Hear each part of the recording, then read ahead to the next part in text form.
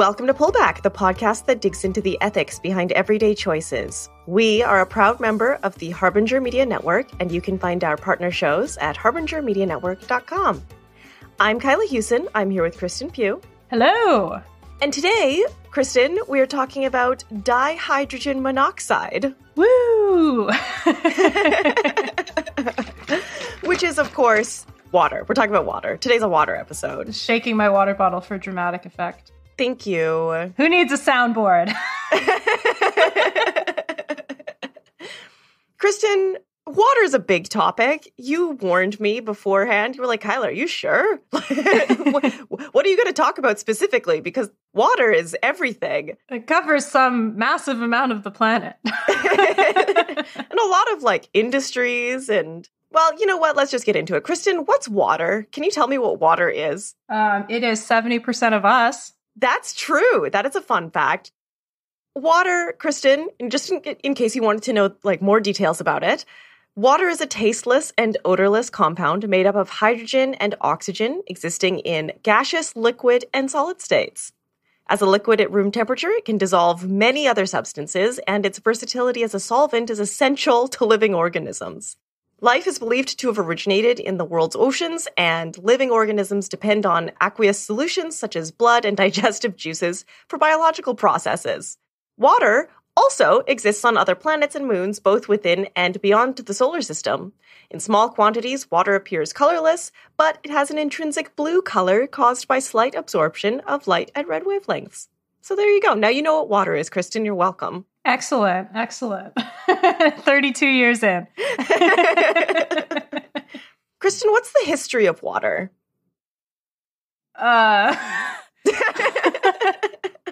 Does not water predate history? Yeah, water is a byproduct of star formation. So if we want to talk about the history of water, we're really talking about the history of the universe. It's been observed as far as 12 billion light years away, which means that, basically, since as long as the known universe has been around, water has also been around in theory. Which, makes sense. Hydrogen and oxygen are some of the most common elements in the universe, but that doesn't mean that water is always easy to come by.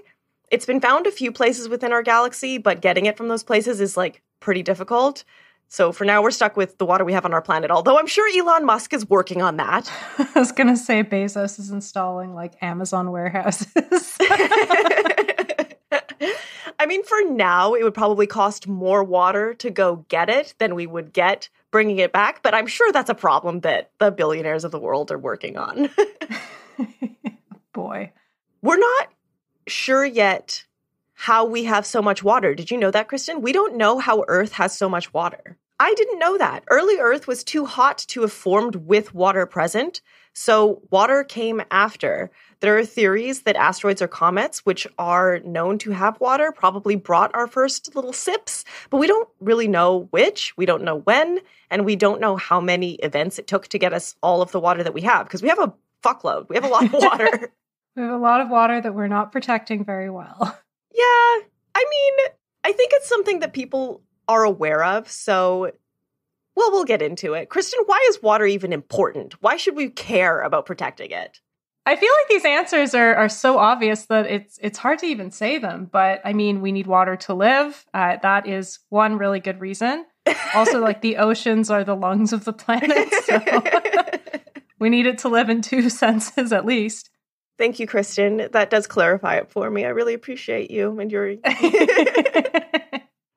Yeah, no, you're right. Water is kind of a big deal. Water is literally vital to all known life forms on Earth, especially. We don't really know of a lot of life forms outside of Earth, but theories suggest that it's probably important to them too.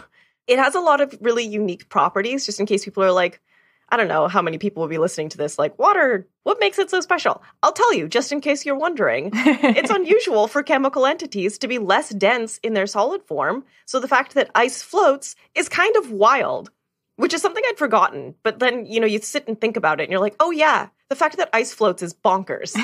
Solid anything else, sinks. It's not how you're supposed to work water. This is important because ice that forms on ponds and lakes in cold areas of the world acts as an insulating barrier that protects the aquatic life below. But if ice were denser, it would sink and more of the water would be exposed to cold air until like the whole pond froze and all of the life forms present would die. So it's kind of cool that water can stay liquid underneath ice. It's also super dangerous if you're in Canada and you decide to go for a little lake walk, but you know, you learn as a child not to do that. Oh, you just got to do like the stomp test. Exactly. Yeah. Please follow regular guidelines. Don't listen to me. Oh my God. When I was a tour guide in 2019 and 2020, I went to Lake Louise a bunch of times in the winter, and there were signs everywhere that were like, do not walk on the water, thin ice. And of course, every single tourist there was just like walking out in the water, and I was horrified. And I was like, I had a busload of like teenagers, and I was like, if I catch any of you on that water, you're going to wish that you sank in it. And then like a week later, yeah, somebody fell through the ice. And I was like, you see? Did you ever have to do... So I used to be a swim teacher. It was like my job through high school and undergrad. And did you ever have to do that like ice training exercise where like you'd climb over the foam? No. Oh, so fun. But... But it was basically a way to train people that you want to be as like horizontal as possible when you're climbing out of the ice. Oh, that's scary. Yeah, well, in a pool, it's very fun. You're on top of foam. It's nice and warm. In practice, though, if you ever had to actually utilize that skill, what a horrific thing to experience. Mm-hmm, yes. Okay, well, let's talk about gaseous water, or water vapor, I suppose, is the more common term. This episode's already way more sciencey than any of our previous ones. I just love this stuff. I think it's great. And we're going to get into some more depressing stuff later. So let's have fun now. So when water becomes vapor, it gets transported through the atmosphere from the oceans inland, where it condenses and, as rain, nourishes plant and animal life. It's called the water cycle, Kristen. Maybe you've heard of it. I sure have. There are a lot of like actually really cool science-y reasons that water is unique. I won't get into them anymore. I feel like I've covered the basics, but there'll be a link in the notes if anyone wants to, you know, rekindle their love of water. It's stuff that we all learned in high school, but it's fun to revisit and be reminded of just how nifty water molecules are. They're pretty great. This is a water appreciation podcast. It really is. Water is great, and I don't think we like appreciate it as much as we should. So like, not only is water a major building block in the structure of life, but it also plays a huge role in human religion, philosophy, and culture, and probably in animal religion, philosophy, and culture, because the more I learn about animals, the more complex their systems are, and the more likely they are to have these things too, in their own way. Like, Kristen, have you seen how much bigger a whale's brain is than a person's? Like, holy shit, of course they have complex systems, and they probably care about water. Yes, also squid. Very smart. Yeah, and water, if just in case I haven't convinced anyone that, like, if you're still sitting there like, meh, water, who cares? Well, Mr. Grumpy Pants, it's essential to the world economy. So if you care about that kind of thing, you should care about water. From transportation to recreation to agriculture to fishing to heating and cooling homes to cooking and cleaning to industrial processes, you literally cannot live or make money without water. I don't know if I've ever met someone who would say like water is only valuable as an environmental tool, but if you're out there, I guess it's important to remind you that like water is important to capitalism too. I mean, insofar as we're all like part of an ecology, you can think about water mostly being environmental and still include its benefits for us. Yeah. Water is such a fascinating thing that we haven't like, this is something that encompasses literally every aspect of what it is to be on the planet Earth. And it's something that I don't think we, like, I don't know if I don't appreciate it as much as I should be.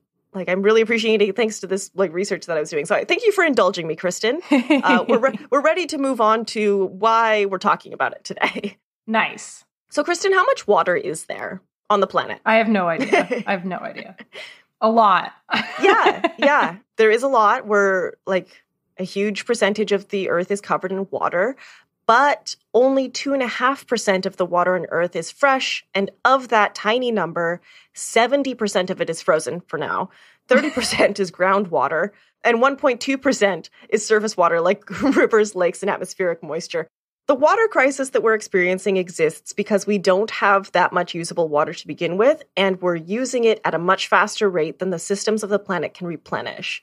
We're losing water to pollution, inefficient agricultural systems, household use, and industry. So we're going to explore that today. Kristen, do you ever eat food? Sometimes. What about wearing clothes? Do you wear clothes? Yes. What about electricity? Do you ever use electricity? Yes, and Ontario gets a lot of its power from hydro. Ooh, BC too. Well, do you ever spend money? Unfortunately, yes. Yeah, me too, quite often, actually. So great. All of that is part of your water footprint. When you think of a water footprint, Kristen, well, I mean, you're probably a bad person to ask because you probably know exactly what a water footprint is. But what do you think most people think of when they think of a water footprint? Well, I think a lot of people focus on the direct water footprint. So like flushing a toilet, taking baths. I'm really bad. I love baths. I take a lot. Oh my of God, them. baths are so great. I know. No shade to anybody. If you are capable of taking a bath, take one today. Treat yourself. Yes. And I also like to say, because we often don't think about the indirect water footprint of all the things we consume. So I often like to say, because I don't eat steaks, that buys me a couple more baths than I would otherwise be able to have. I mean, that's absolutely true. So the direct water footprint that you're talking about, stuff that you see, like when you see water basically passing in front of your eyes in the kitchen, bathroom, garden, wherever, that only accounts for a small fraction of daily water consumption. Most of where it's coming from in our water footprint is from our indirect or virtual water footprint. And most of that is from the food that we're eating and the clothes that we're wearing specifically. But other things too. Well, and also like coffee cups and various things like that we throw away, often without even thinking about it. Kristen, spoiler alert. Sorry. No, I love that. Get out of my brain. We're going to talk about coffee in a second. I knew you would like that example, so it's in here. So the average global citizen will use between 1,500 liters and 10,000 liters a day, depending on where they live and what they eat. Can you maybe contextualize that for me in terms of like how much of that overall footprint is direct versus indirect? Yeah, so my personal footprint is probably sitting around 5,000 liters a day, but my direct footprint is probably sitting at around 300 liters a day. So that's a big difference. Like I'm seeing about 300 liters pass in front of me a day, max. That's like an upper limit for me. But my total footprint is sitting closer to that 5,000 liters a day limit. And that's because of all of the indirect ways that I'm using it. So is it fair to say then, if we're talking about saving water, yes, we can do things like have low flow toilets and take shorter showers. But the biggest impact we have is in terms of like the stuff we buy, where it might not be as obvious what water looks like in that process. Yes, 1,000%. And the things we eat. So if you're a vegetarian, take that bath, treat yourself. So an Olympic swimming pool, which Kristen probably knows very well, holds 2.5 million liters. So I'm personally consuming a swimming pool every year and a half. And I'm a fairly modest consumer, to be honest. In one day in Vancouver, we use 360 million liters of water. Woo. So, Kristen, where is all of this water going specifically? You give me the percentages. Just kidding, I have them, I'll tell you. I mean, can I guess? Yes, please. Okay. So how much do you think is used at the household/domestic level? Well, okay. Based on what you had said, I'm going to guess it's about somewhere between 5 and 10%. Yeah, 11%. Yeah. Nice. How much do you think is used by just general industry, not including agriculture? Ooh, 25%. Damn, it's 19%. Very close. Oh, man. Overestimated that a little. So that means that the rest, 70%, all of that is being used by the agricultural industry. That's wild. Yeah, it's huge, right? Wow, 70%. That's crazy. Yeah. Yeah, and we're going to talk about more about that in a second, but I wanted to share first that of the world's major aquifers, which are gravel and sand-filled underground reservoirs, 21 out of 37 are receding right now. So this is a problem that we are facing. From India and China to the United States and France, the Ganges Basin in India is depleting due to population and irrigation demands by an estimated 6 centimeters every year, which doesn't sound like a lot, but it's a fuckload. Yeah. Can I ask a straw man question? Yes, please. But Canada has so much water. Surely we're fine. Oh, Kristen. Oh, no. We're going to talk about Canada, I promise you that. So little teaser for later in the episode. We're not okay. But first I want to talk about California, which suffered its worst drought in 1,200 years from 2011 to 2016. And then, in the first 3 months of 2017, they got 228% more rain than it usually gets, thanks to climate change, our friend. Lake Oroville in the northern part of the state swung from about 41% of capacity to 101% in just 2 months, causing dams to be overwhelmed and 188,000 local residents to be evacuated. Yeah, the California droughts are very personally important for me because romaine lettuce is now $10. What the fuck? Oh my God, you sent me a picture of that and I couldn't believe it. And then cabbage was like $1. And I'm like, I guess we're just eating cabbage from now on. That's legitimately, I've been surviving off of cabbage. It's just, I love romaine. It's my favorite lettuce. People who know me personally know that I take various salad greens super seriously. Romaine is my favorite. It's just a classic. You can't knock it. But it is way too expensive to justify right now. So it has been green cabbage for me for the last couple months. Which is fine, but it's fine in a way where it's like, it's your silver medal. Yeah, like you can feed yourself for a month off of like a $2 head of cabbage. But do you want to? Yeah. All right, so we're going to talk about agriculture now because obviously 70% of the water that we have access to being used for agriculture is like wild. And of that 70%, this is where statistics get a little confusing, but of the water that we're using for agriculture, 60% of that is being wasted through leaky irrigation systems, inefficient application methods, or cultivation of crops that are too thirsty for their environment. California. Well, I mean, that's kind of a good news story, isn't it? Because that means we can actually change things. Yeah, there's a huge opportunity to fix that, and people are working on it. So yes, absolutely 100%. That would be a huge success, and it is something that like we are working on. But like that number being what it is right now in 2022 is kind of a bummer, considering we've known that this is a problem for like 50 years. Listen, Kyla, if we solved problems within 50 years on this planet...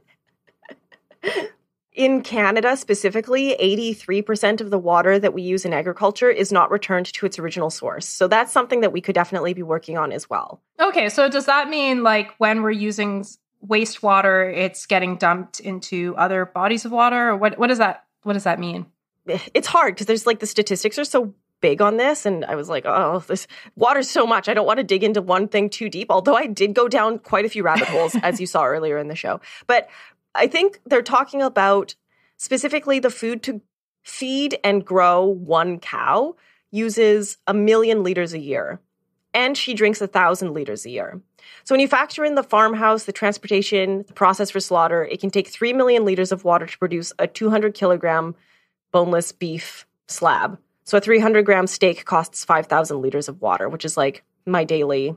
If I were to have one steak, that's my whole water limit for the day. So I think that's where that number is coming from. Like, you can't return the water if a cow has eaten it. You know what I mean? Yeah, that's true. So, like, that water may come from a local water source, but it's, it's running off if it's being put into, like, irrigation, or if a cow is ingesting it, then maybe it sort of feeds into other parts of the environment. Is that kind of the idea? Yeah, I think that's exactly it. So like you're pulling from a local water source and then that water source isn't being replenished essentially. And we could fix that a little bit by solving like the leaky irrigation problem and treating our runoff water and like having more circular systems. But right now it's kind of a straight out, nothing back in situation. We're not doing anything circular, which is not like true of all farms.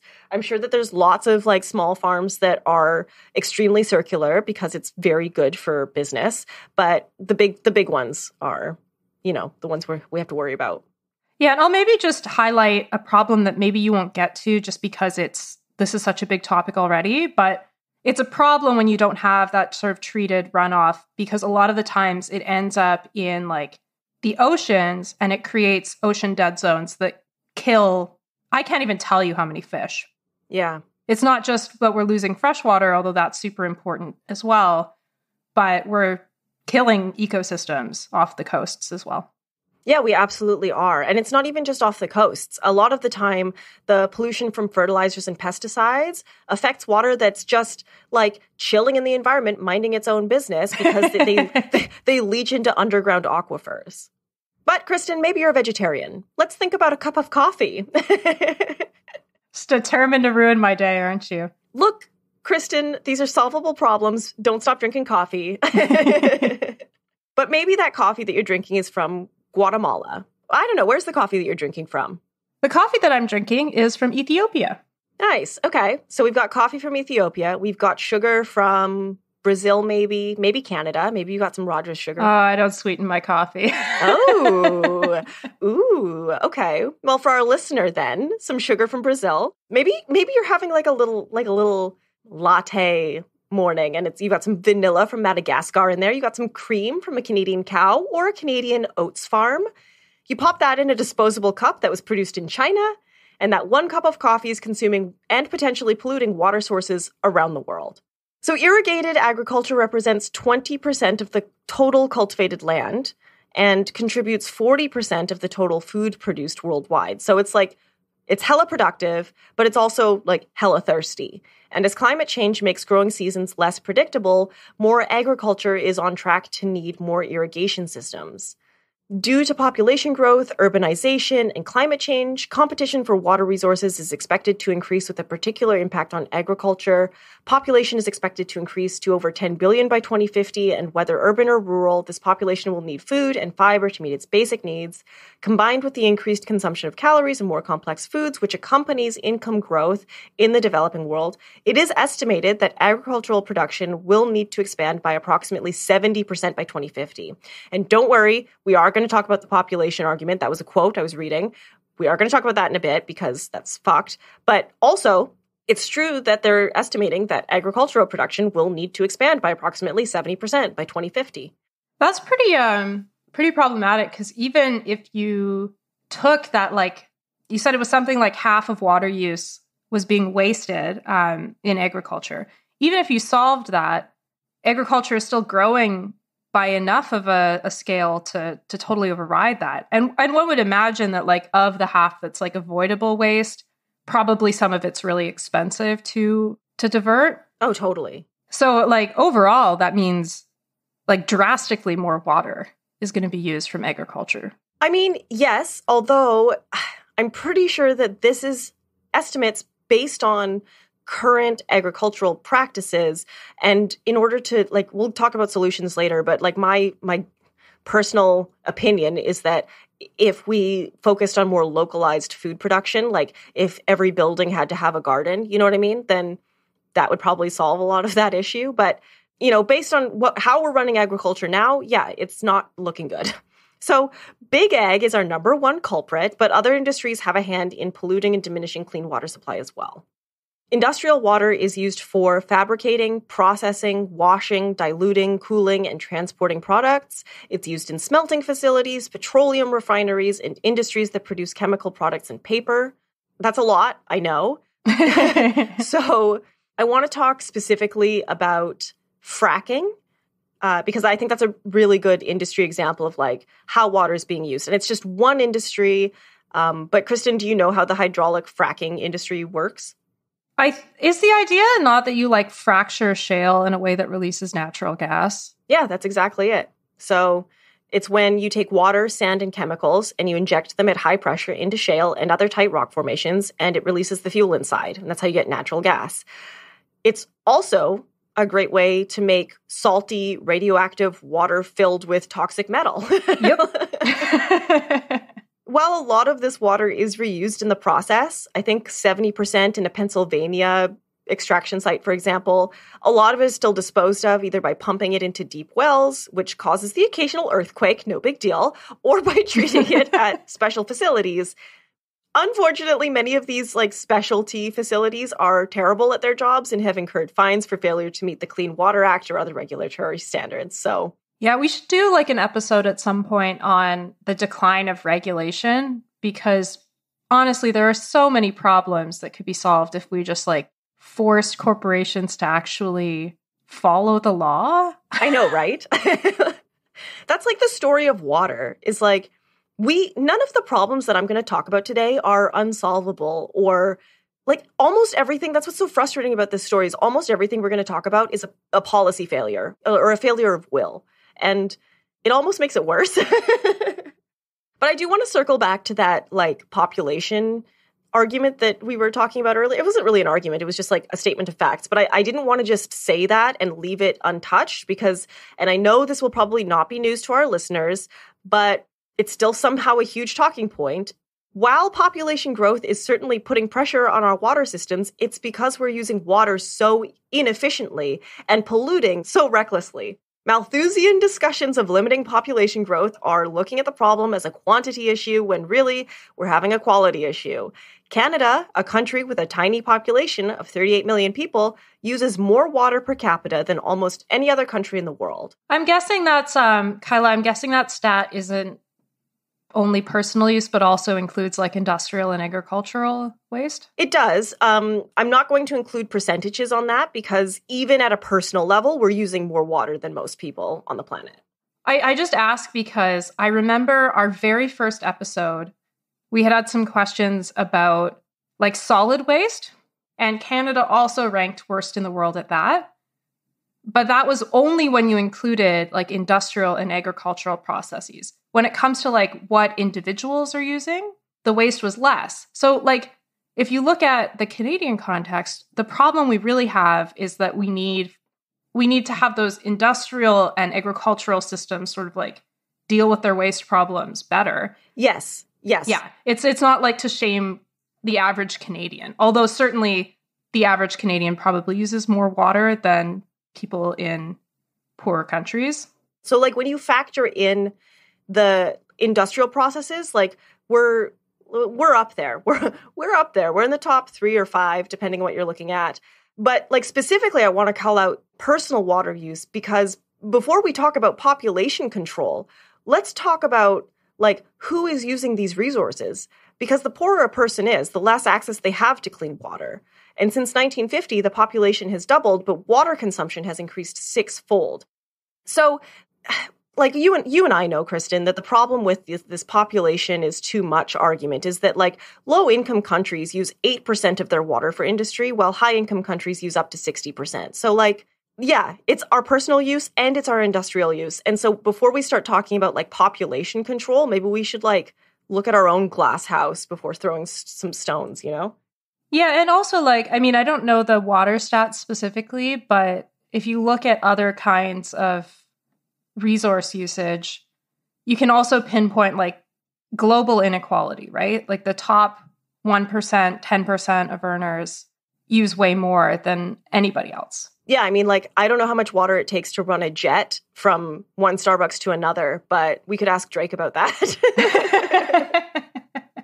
Yeah. So, okay, we're using a lot of water. Canadians, like, sorry to my listeners who are Canadian, you don't need to shame yourself for taking a bath.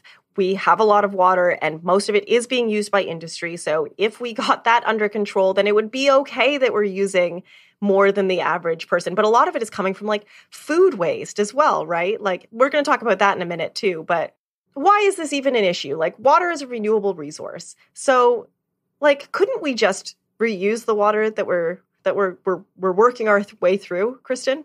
I mean, yeah, certainly seems like we could. Yeah, we absolutely could, 100%, if we were not locking it away or poisoning it. In 2017, 80% of all wastewater was returned to the environment without being treated. Cool. That's a UNESCO statistic, so I fully trust that one. So this is a problem. The world is rapidly running out of water that we can safely use. Already 1.1 billion people lack access to clean water, and 2.7 billion people experience water scarcity for at least 1 month a year. Inadequate sanitation is a huge factor in deaths from diarrhea globally, which is the 5th leading cause of death in children worldwide. Have you ever experienced water rationing, Kyla? No, I haven't actually personally ever experienced it. Have you? Not in like a very significant way, but occasionally, like where my family grew up, there would be water advisories. And I think that's like sort of the lowest level of rationing that there can be. But it was basically like, yo, stop watering your lawns, you dummies. Oh yeah, I guess I'm not thinking about that sort of like, or when your water is shut off for a day or two because they're doing like upgrades or something. Well, that's different because it's not about scarcity as much as like a repair, but like specifically because there's a drought watch. Yeah. Well, our friend climate change is on track to make this worse by altering weather patterns and causing droughts and floods. So spot on, Kristen. And floods. Wow, that sounds great. I mean, Kristen, would you drink the water from your flooded basement, or do you drink from puddles on the street? You definitely should not drink water from your flooded basement. It's super bad for you. Or what about the water that's been mixed with local wastewater facilities because of sewage overflow? Would you drink that? So, no, guys, flooding is not a solution to our problem.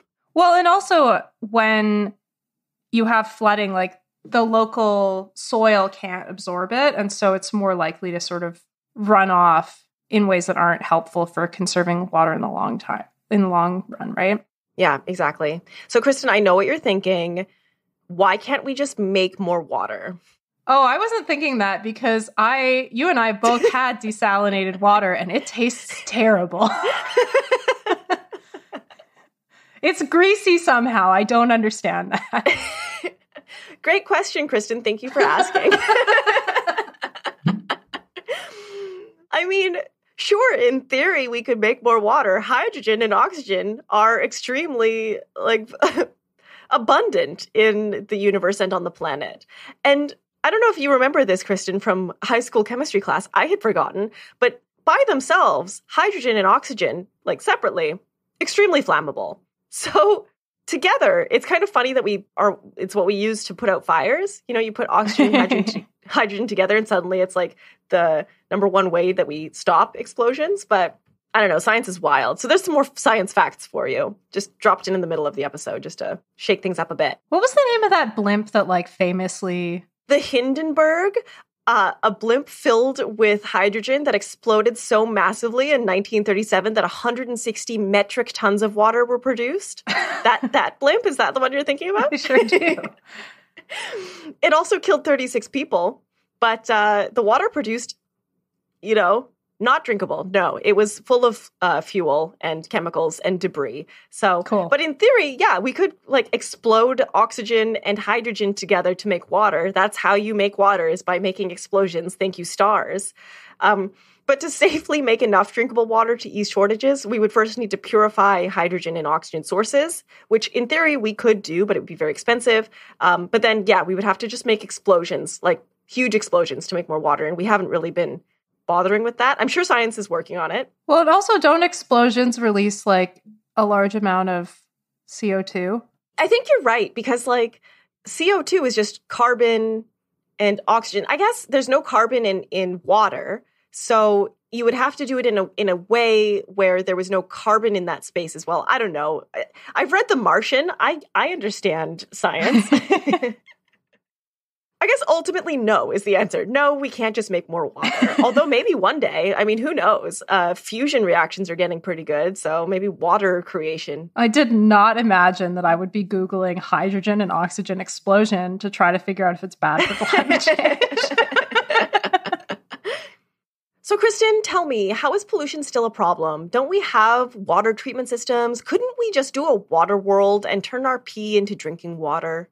Yeah, I mean, I honestly have always kind of been in favor of that, at a systems level, And not just in your house. No, I'm not going to do that myself, but it does seem as though we should be able to treat water. So maybe we're not drinking the same water that we peed, but maybe we're using it for cleaning or something like that. Yeah, I mean, honestly, the more I read into this, the more I was in favor of I would drink pee water. The technology is great. Love it. That's awesome. That makes me really happy. Yeah, we have the technology, we have the capability to purify water. And while every city is different, Vancouver is testing its treated wastewater before releasing it into the Fraser River or the Salish Sea, which, I mean, that's a bad example because those places are already so polluted that's not a circular way of using water at all. It just means that we're not making them more polluted. But those specific examples, The Salish Sea is salty, first of all, so you can't drink it. And Vancouver is a huge shipping hub, which means that pollutants from boats destroy any good that we got from treating the water in the first place, really. You can't swim in False Creek at the heart of Vancouver because of sewage overflow, runoff water, and boat waste. But conservation is working on it. Where maybe in my lifetime I could swim at False Creek or not judge people who I do see swimming there. And I'm like, ugh, get out of there. But I actually have some good news stories. I wanted to share that local example because Vancouver specifically is touting itself as we're going to be the greenest city in the world by 2025 or whatever. But it's we are not there yet. Kind of seems like Oslo is going to beat them. Yeah, or a lot of other places, honestly. Tel Aviv recycles water from sources that include household sewage and uses it to supply over 40% of its agricultural water needs. Okay, I don't know that Israel gets a hooray for that because probably pretty provoked by necessity, but that's still good. Yeah. I find that is a good news story because it shows what can be done when we have to, Yeah. I do want to shout out Israel a little bit more on this because their water treatment system recaptures 86% of the water that goes down the drain. Wow. Yeah. The next best performer is Spain, which recycles 19%. So Israel is far ahead of other places in this game. They're also a global leader in desalination, which is, of course, turning seawater into potable drinking water. Over half of Israel's drinking water now comes from desalination.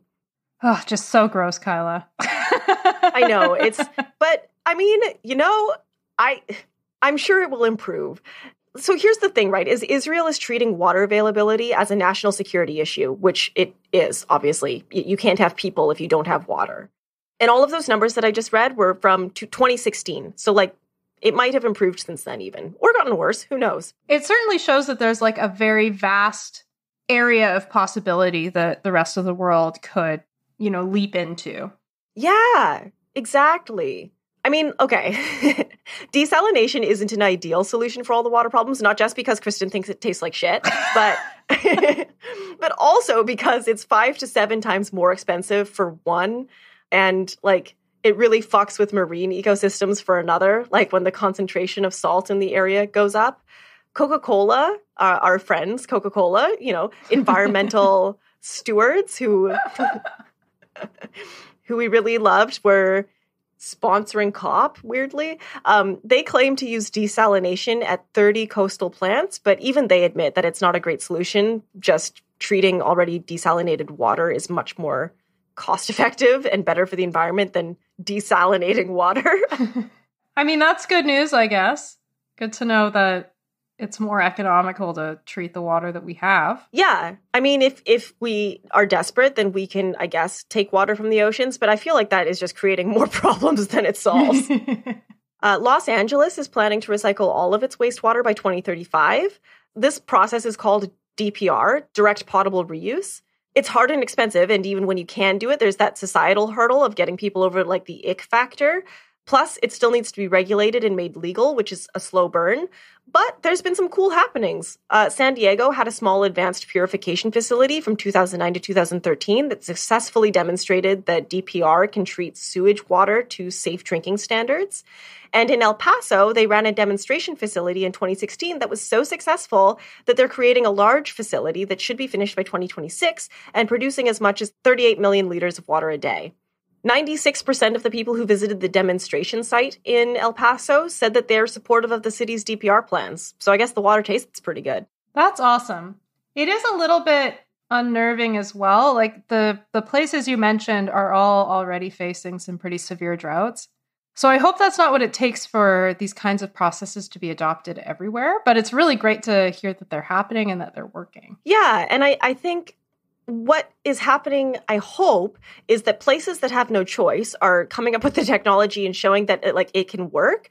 And then places that are a little less desperate can adopt those things before it becomes an issue for them, Yeah, once maybe it becomes a normal practice in some places, it'll be easier for other places to get over those hurdles. Yeah, Los Angeles is opening a demonstration facility by 2025 after California legalizes DPR and finalizes regulations by the end of 2023, so next year. It's weird to me that it wouldn't have been legal before. I know, right? I think that's what I'm saying when I'm like, this whole thing is a policy failure. Like, we have the technology. It's just that there hasn't been the political will to make it okay to do. I've got a question. I don't know if, how much you looked into these rules, and it's totally okay if you didn't because there's so many themes.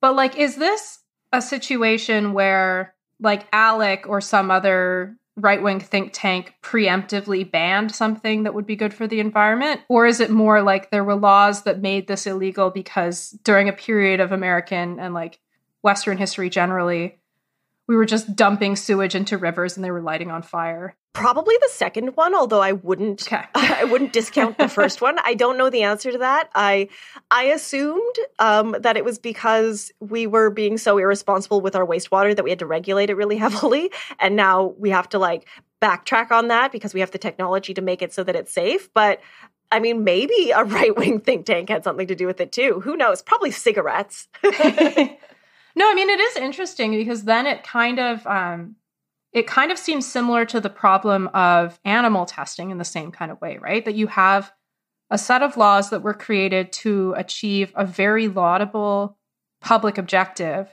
but it just makes it difficult as technology advances because this very laudable purpose is the basis of the law.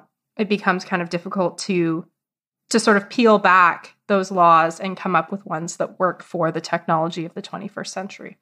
Yeah, and I mean, I am kind of okay with that being the issue. I wouldn't mind if the water I'm drinking from sewage is heavily regulated. Yep, seems like a good thing. There already is such low trust in water quality. It's really appalling. And I think it is worse in America than it is here, but you see these videos of people online only drinking bottled water, and it I think has something to do with a lack of trust in the tap water being safe. So yeah, I'm totally with you that the regulations need to be amazing and really well enforced in water. I think what the cities are doing by putting up demonstration facilities is really showing we want to earn your trust. So I honestly think they're going about this the right way. I just wish they'd started 10 years ago. Sure. That's my only note, Los Angeles. Start in the past. But good job look. Also deal with your road issues. Yeah, I mean, there's a lot of places in Canada and in the United States where clean drinking water isn't available. Obviously the most famous example is Flint, Michigan, right? Although, the boil water advisories. Yeah, we're going to talk about that. Don't worry. Okay. But just to finish up this little section of what technology we have that could be used to fix this, there are some interesting things being done with harvesting water straight out of the air that I don't know if I'm a fan of because it feels like it would mess with the water systems more. So if anybody decides, I'll share articles on this, but if anyone decides they want to read more about harvesting fog or condensation units or windmill atmospheric collection, hit me up on maybe not Twitter, I'm on Instagram or TikTok, and let me know what you think about it because it's fascinating. But another solution, very high tech, it's called literally just catching the rain, which is something that a lot of cities, including Melbourne, have been doing that, to some degree of success. Melbourne has a stormwater tank that can store 4 million liters of partially treated water. And Kerala, Bermuda, and the U.S. Virgin Islands are requiring all new buildings to include water, rainwater harvesting. Singapore met up to 30% of its water needs through rain capture. I think it was in last year or the year before. So cities are using rain capture as well. There's a lot of solutions to this problem. We should be using all of them. Yeah. And I mean, that seems like something that we've done, I would assume, for thousands of years. Yeah. Yeah. It's just put a bucket outside, So yes, recycling, desalinating, capturing water, it's all extremely possible. The question isn't, can we do it? It's really, will we be able to adapt fast enough? So knowing that policy and money and some level of research is really all that's standing in the way makes the fact that Canada hasn't been providing clean drinking water to all of its residents even more frustrating. It's not a question of possibility. It's a question of will. So in October of last year, Kristen, you might remember this story. Iqaluit, Canada's northernmost capital city up in Nunavut, was placed under a local state of emergency when fuel was found in the tap water. That's right, yeah. Do you know when that got fixed? Oh, I just assumed it hadn't been fixed. I mean, it's been sort of fixed. They've been experiencing boil water advisories off and on all year, and in January there was like more fuel detected in the water. The most recent emergency water shutdown was in October, but I think they actually are okay for their water right now. But yeah, it's an on again, off again issue, which means that like residents, like if I was there, I wouldn't trust the water. I would just be drinking bottled water or like of course. Yeah, of course. In 2015, Canada had 105 long-term drinking water advisories, and the Trudeau government pledged to end them all. That was part of their campaign when they were elected in 2015. So presently, there are still 31 long-term advisories remaining, mostly in Ontario, weirdly, which is like, you would think they'd take care of those first, but whatever. Each advisory means up to 5,000 people are without clean drinking water and have to boil or, in some cases, buy water that has been shipped in.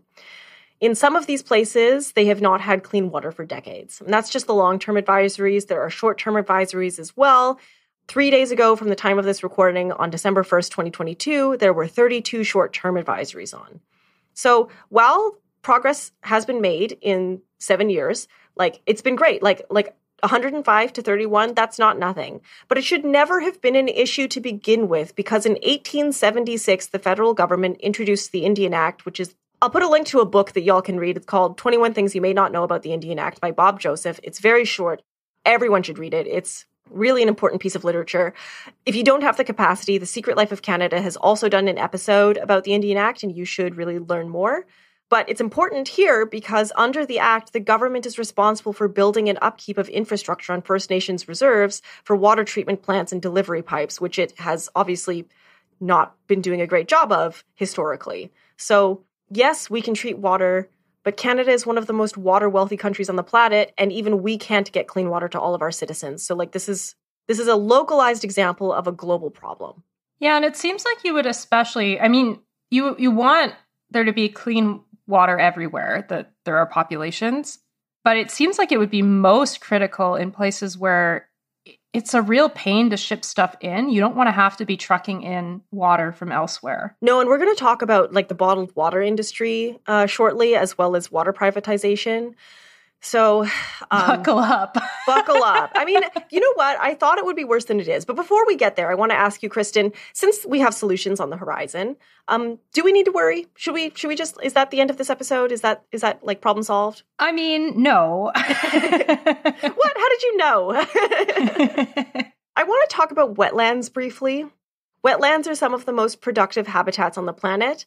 They support mammals, birds, fish, insects, and a huge variety of plants. They support the cultivation of rice, which half of the people on the planet rely on as a staple source of food. There's rice on my desk right now waiting to be eaten. They provide protection from storms, control flooding, act as natural water filtration systems, and they make people happy. It's nice to walk around in nature, fight me. They make puppies happy too. Puppies love wetlands. Oh my goodness, yes. They make everyone happy. Wetlands are great. So listeners might be sad to hear that more than half of the world's wetlands have disappeared since 1900. Well, and right now, the Ontario government is trying to build in the Greenbelt, which is, a lot of it is protected wetland. So, like, in addition to destroying those really important ecosystems, I mean, the houses that are going to be built on there are going to be at greater risk of flooding. It's really not good. No. That's all I want to say about wetlands. I don't want to hang around too much on it. I know our listeners will understand the gravity of that.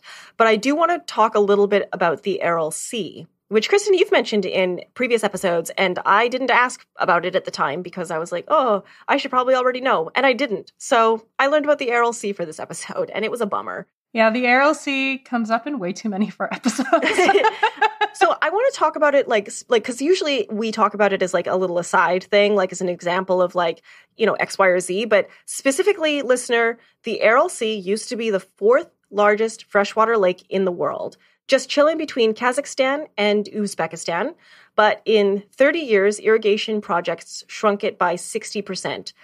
Or I Googled this, an area the size of Romania. I tried to find like a good comparison that people would know, because it was like, one place was like, oh, it's the size of Michigan. I'm like, I don't know how big Michigan is. I can kind of picture how big Romania is, though. The rapid shrinking has resulted in the concentration of salt and minerals increasing to the point that it's considered a body of salt water now. So, like, yikes. In the 1960s, the fishing industry on the Aral Sea employed 60,000 people, and in the early 1980s, the commercial fishing industry had vanished. So in 20 years, 60,000 jobs just disappeared because the Aral Sea had basically lost all its fish. The growing season in the area is shorter because the moderating effects of the water have been lost, and the climate has changed drastically in the area. Strong winds picking up exposed soil from the lakebed reduce the local air quality and deposit salt-heavy particles on arable land, which degrades the soil further and makes crops even harder to grow, which means that crops have to be flushed with more river water, and the whole thing is just like a huge snowball effect. So the water that's left, in addition to being salty as fuck, which I would be too if I was the Aral Sea, is polluted with fertilizers, chemicals, and pesticides. This is a very localized look at what's in store for the rest of us if we don't rapidly take this shit seriously. Yeah, I mean, we can look at all kinds of industrial processes, but like if companies are allowed to leave water bodies poisoned, it's a problem that impacts communities for decades. And not just communities in the local area. This has affected like countries. This has affected multiple countries in the region. So when we're talking about water shortages, I want to talk about Canada specifically, and I want to give an example of a podcast that people should listen to, which is 2050 Degrees of Change. It's from the CBC. Oh, is this the one that was just canceled? No, that was a Gimlet media production called How to Save a Planet, and I'm shook. I'm so upset. Everyone should go listen to their back catalog in support. But anyways, no, 2050 Degrees of Change is a 6-episode series that the CBC put out a few years ago, focusing specifically on how climate change would affect BC. So like if you're in BC, I really recommend you listen to this, but honestly, globally, you should listen to this because it just gives local examples of how small changes are going to affect one place. And it's like, then magnify that, right? It explores how the world will adapt to climate change within a couple of decades, and they do an episode on snow and ice that talks about the downstream effects of record low snowpacks, melting glaciers, and rising sea levels in British Columbia. And it is grim. Basically, even if we have a lot of water, like fucking up the system it exists within fucks us too. So particularly with BC and snowpack, if we get less snow and more rain, which climate change is likely to make a thing, then the water we do get would be more likely to run off the land rather than slowly melt as it does when it's snow. So it's going to really affect the forests in our province badly. But beyond that, all 3 of the prairie provinces, hi, Alberta, Saskatchewan, and Manitoba, I see you, are vulnerable to drought, which you might recognize as a problem since that's where all of our food comes from. Yeah, Alberta's going to be hit really hard because they rely on glaciers as a huge source of their provincial water, and the glaciers are disappearing. The Yukon and the Northwest Territories will also see drier winters and will be more likely to experience drought. Northern parts of Ontario and Quebec could have their forests threatened due to elevated risk of forest fires because of drier seasons. And if you're in Atlantic Canada and you're listening and you're like, ooh, a drought, that sounds great, you'll be sorry to hear that you're actually likely to get more rain if that's possible. Climate change just makes everything worse. Like, whatever the worst parts of your climate are, it's going to get worse because of climate change. Ugh. Yeah, it's such a bummer. Speaking of bummers, let's talk about privatization. You mean freedom, Kyla. Freedom. So I put privatization and like bottled water into this same section because I kind of in my head put them together in my brain where I was like, well, if you're buying water from a corporation, then it's private. But there's actually there's 2 separate things when you're talking about whether like a local water facility has been privatized and is run by a private company versus like buying water from Nestle or Danone or Aquafina. Because I kind of put them in my head together, I'm going to talk about the bottled water industry first, which I'm torn on because so many places need access to clean water that don't currently have it. And so like bottled water is important and a thing that should continue to exist until everyone has clean water, but it's not a thing that people are using that way. Like a lot of the bottled water people are drinking they could just be drinking tap water. A lot of times people are drinking bottled water just because there's no readily available vessel for tap water. Yeah. And so they need to buy a bottle. Yeah, exactly. Or like you're just out You're out on a day and you're like, oh, I didn't bring a water bottle. I'll just buy bottled water. Or you buy bottled water when you're at the gym. Like, it's just a thing that people do. And we gotta stop doing that, you guys. So, like, Kristen, when you think of Nestle, do you think of like an eco-friendly, healthy hydration company that's aiming to save the world's fresh water supply? Because that's how they describe themselves, and I don't have a problem with that. It's also a job creator that invests locally in municipalities. So no problems there. We're going to just move on now. Oh, man. You're causing me like PTSD from undergrad when there was a pro-Nestle candidate for president of the university. Oh, fascinating. Everybody was upset. Yeah, it was a whole thing. It's complicated. Obviously, I'm going to come down on the side of like, Nestle, stop what you're doing. But like, yeah, arguments could be made for the other side, and I can see how they could be convincing. Here's my opinion. By 2016, bottled water sales had surpassed soda as the largest U.S. beverage category, with Americans consuming 50 billion liters that year. In 2021, it was 56 billion liters. So it's only getting worse. People are only drinking more bottled water. In 2016, Nestle bought the Middlebrook Well on the edge of Elora, Ontario, despite the local township attempting to buy it themselves to safeguard water for residents and future generations. Under the United Nations Declaration on the Rights of Indigenous Peoples, governments are required to obtain free, prior, and informed consent from Indigenous peoples for water projects, which it did not do in this case. As far as I can tell, maybe I'm being a little bit harsh. It looks like they didn't. And specifically, people might remember like a meme a few years ago going around of the CEO of Nestle, Brabeck Letmath, where like he apparently called the idea that water is a human right, like water is not a human right. And that's not like necessarily true. I found on Snopes. What he said instead was the idea that water is a human right is extreme. And he said that in a 2005. Yeah, he said that in a 2005 documentary called We Feed the World. I'm going to read exactly word for word what he said, so you guys can take what you want from this. Water is, of course, the most important raw material we have today in the world. It's a question of whether we should privatize the normal water supply for the population. And there are two different opinions on the matter. The one opinion, which I think is extreme, is represented by the NGOs, who bang on about declaring water a public right.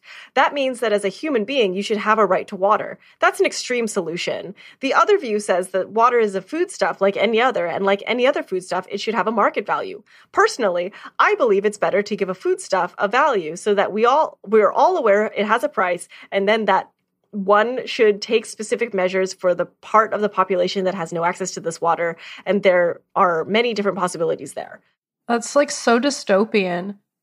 If you gave that quote and showed it to like an industrialist from like a cotton factory in the 1800s, they would be like, "That's fucked up, dude." No. Like, yeah. So obviously he got a little pushback on that.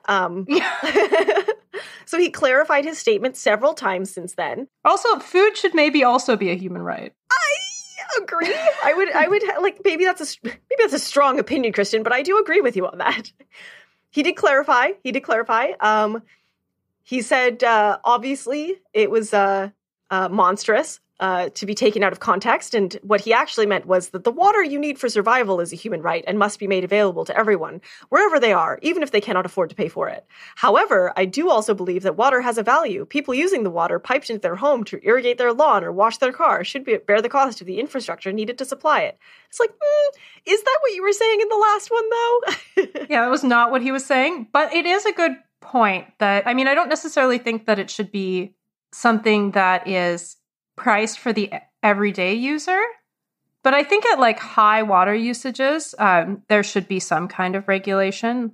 I mean, there are in municipalities Ottawa is weird. It's like a flat rate. It's very strange, but there should be some kind of tool to incentivize judicious water use, as long as it doesn't like interfere with basic needs, I think. Yeah. It's just that coming from the mouth of the Nestle CEO, it feels a little bit. Yeah.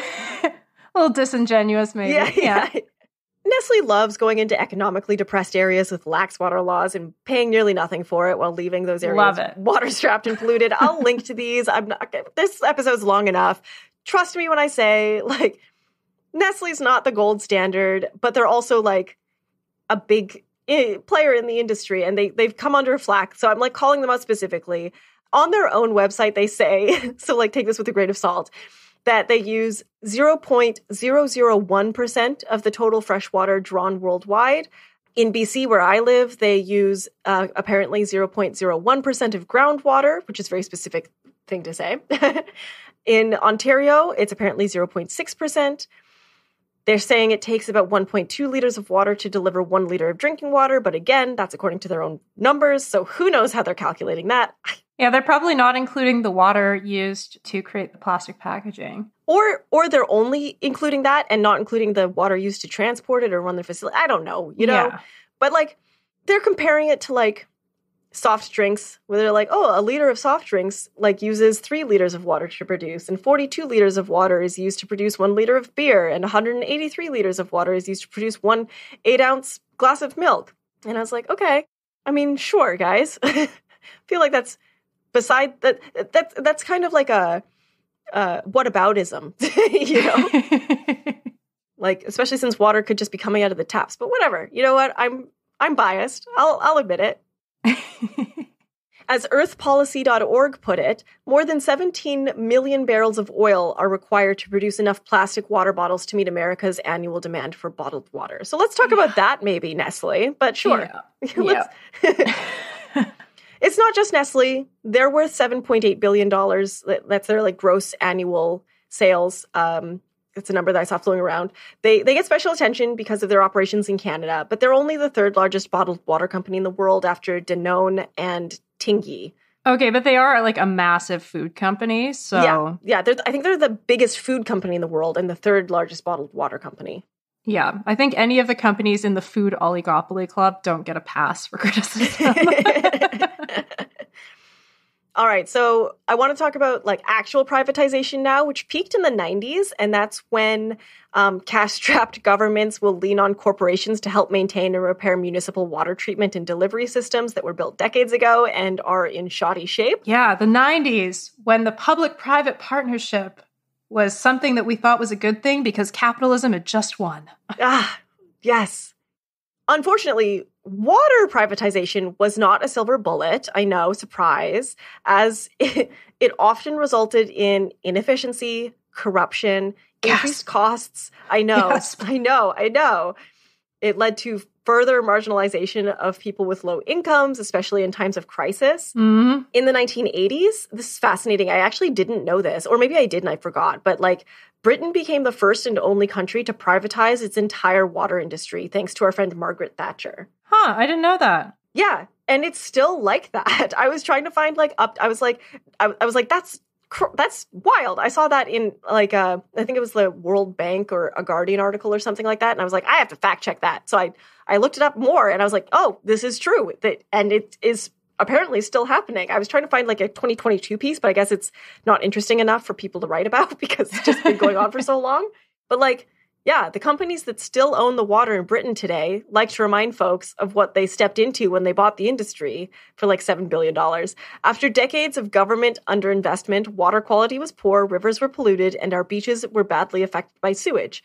The water industry was not high on ministers' list of priorities, which is shitty and terrible, and I can see where they're coming from, but that doesn't mean that what they've done since or that privatizing it was a solution, you know? Mm-hmm, yeah. Like maybe we should just prioritize water. I don't know.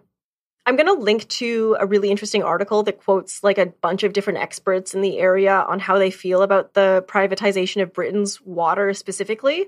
But basically, it's still underinvested in despite prices skyrocketing and shareholders and key people in the industry making boatloads of money. And the government is still paying for a lot of the infrastructure, of course, because that's how it works when you privatize this stuff. Like, I don't think it's as much of an issue now as it was in the 90s. It's still happening because governments are still like desperate for money and to get their water to citizens. And it seems like on the surface, a really good solution to like outsource it, but it's not. It's not. Don't do it, guys. Stop. Yeah, it's interesting. I mean, I can see a world in which the privatization of water as like a utility could be bounded by enough regulation that it wouldn't be super harmful. In the same way that like if you have really well-regulated energy utilities, like I mean, obviously think that having public goods be public utilities is better. But you can have like less acute harms if government really pays attention to it. Yeah, like that's the thing, right? And then if government is paying that much attention to it, why not just tax people more, especially rich people, and then maintain it yourselves? Like, yeah, oh well. I like I said, this is my bias. Kristen, we've reached the end. We're going to talk about what we can do about this. This is where I'm going to get bathtub shamed, aren't I? No, please. Listen, baths are not the problem. Yeah. Which is what I'm going to continue to tell myself as I search for a place where I can have a bathtub again, because I miss it so desperately. Mm-hmm. Especially in the winter, it's nice. Ah, what a treat. Well, I mean, we could start by implementing water recycling systems that we already have on a larger scale and have circular water in our cities. Did you see the stats for any Canadian cities and how much water we recycle? So in Edmonton, epcor.com is saying we have 2 water treatment plants in Edmonton, E.L. Smith and Rossdale. These facilities allow us to produce an average of 350 million liters of treated water every day. We store this water in 12 reservoirs, totaling around 800 million liters. We then deliver it to thousands of local customers as well as to surrounding communities at 7 supply points. So I guess they are recycling their water. I don't know where that water is being used specifically, but I mean, that's kind of cool. Good job, Edmonton. I mean, if you are just sending it to be used in industry, then I don't know. I mean, they're halfway there. As soon as they get off of the petroleum industry, then they can just start reusing that water for other things, you know? Yeah, and I mean, like this, we don't know enough about it. Like maybe a wastewater expert in Edmonton is listening to this, and you can please like inform us more on it. But yeah, most of the time, cities are not like they could be doing more when it comes to the recycling system. So like that's something that we could do pretty much right away. It would cost money, but it would be worth it, in my opinion. We could use water more efficiently in the agriculture industry and in other industries as well. Governments could create legislation to promote product transparency. As always, companies should be disclosing their water footprint. I'm sure most probably don't even know what it is. We could identify new water resources, but that's kind of like a finite Band-Aid solution. As I mentioned earlier, I'm sure Elon Musk has plans to harvest water from asteroids, but unless there's a huge improvement to the way we run our space industry, it's going to be some time before we can do that. Governments could be working with trade partners to ensure sustainable goods are imported and exported. I mean, we say this every time. They should be doing that for everything. They could be working towards international agreements on maximum sustainable water footprint limits. We could set maximum sustainable limits for consumption and pollution in river basins and aquifers. Cities could start planning for scarcity in advance, which a lot of them are doing now. And on an individual level, we could change our behavior to just like consider the value of the water before we consume something that we don't need. Yeah, I would love to see water footprint labeling. I don't know how you would do that in practice, because it would need to go in pretty much everything. But it would just be nice to have some way of normalizing awareness of how much water goes into producing that plastic bag that you're going to throw away in 10 seconds, or the coffee cup you maybe could do without and you could sit in, or the leather boots that maybe you're going to buy because you really love them, but you'd appreciate them more knowing the resources that went in, you know? Yeah, exactly. Yeah. We could solve the wild amount of food waste that we create. We've done an episode on this that I'll link to, but I think we talked about how like 30% of food is just wasted. So that's a huge amount of water that's being wasted, like of water that we need. Every time we throw away something that we like could have used in some other way, we're wasting water, we're wasting energy, we're wasting renewable and non-renewable resources. Yeah. Yeah, which is something that I think we've learned a lot on this podcast in general over the last 3 years, Kristen, is just like everything's interconnected in a way that I wasn't seeing. Like I knew it, but I wasn't seeing it the way that I'm seeing it now. Yeah. Actually, this might be like a good time to have a bit of a reflection because we're at episode 100 now. Oh, yeah. Happy 100th episode. I mean, I knew that going in and then I forgot to start the episode with that. Yep, same. Happy 100 episode, everyone. I'm curious, Kyla, I'll put you on the spot here. What is your favorite moment from our podcast so far? You know what, Kristen? My favorite moment, it's 2 moments. And it was 2 times where we got to record together. So the pets episode, I just had such a great time talking about something that I loved. And it was our first episode where we were in the same room, and it was just so much fun. And people really responded well to that one. So I really liked that. And also when we recorded the Halloween Spooktacular with Robbie in your basement, and there's the three of us in the same room together telling like ghost stories that we'd written. I think those are my top 2 moments. What about you? I think for me, I really enjoyed researching for the Monopolies episode. I think that was one of the episodes I enjoyed researching the most. But I'll also shout out our year-end episodes because those are always so fun to record, and the guests that we bring on are always so charming. So I'm looking forward to the next one. Yeah, we've got some really great guests. I don't want to announce them now in case anyone has to cancel last minute, but you guys should be stoked. They're going to be great. Yeah. As always, you could also support local organizations that are making an effort on this. There's lots of grassroots places that are trying to push back on especially water privatization.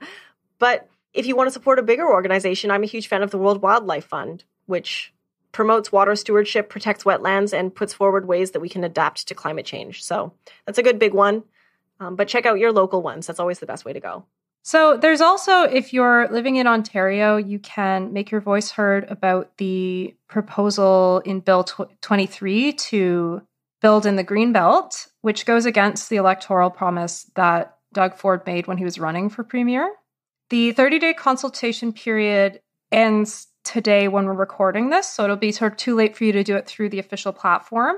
But during that, like now that it will have closed by the end of today, the government will have to sort of decide how to proceed. And so it's a really good time if you're in Ontario to write your MPP, write the premier, tell them that you care about protecting the Greenbelt and that long-term access to water matters to you, that saving like communities from flooding is something that you care about. Now's the time to act before it's too late.